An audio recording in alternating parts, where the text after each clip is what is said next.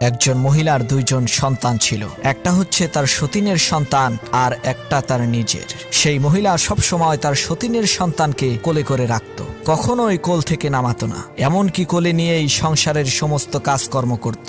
যখন পাড়ায় বেড়াতে যেত, নিজের ছেলেকে হাত ধরে হাঁটিয়ে নিয়ে যেত এবং সতীনের সন্তানকে কোলে করে নিয়ে যেত। সতীনের সন্তানের প্রতি ভালোবাসার এই বিরল দৃষ্টান্ত দেখে এলাকার সমস্ত লোকেরা সেই মহিলার প্রশংসায় একেবারে পঞ্চমুখ হয়ে উঠল। সবার মুখে একই কথা, এই মহিলার মতো ভালো মহিলা আর নাই। একদিন পাড়ার এক মেয়ে লোক এসে বলল, বুবুজান, নিজের ছেলেকে এরকম অবহেলা করে সতীনের ছেলেকে এত আদর করা ঠিক হবে না, এতে আপনার নিজেরই ক্ষতি। তখন সেই মহিলাটি বলে উঠল, শোনেন বুবু, আমার ছেলেকে আমি অবহেলা করি না, এটা লোকদের বোঝার ভুল। তাকে আমি হাঁটিয়ে নিয়ে বেড়াই যাতে তার পা শক্ত হয়, আর সতীনের ছেলেকে সবসময় কোলে করে রাখি যাতে সে কোনোদিন হাঁটতে না শিখে। কোলে থাকতে থাকতে সে যাতে অচল আর পঙ্গু হয়ে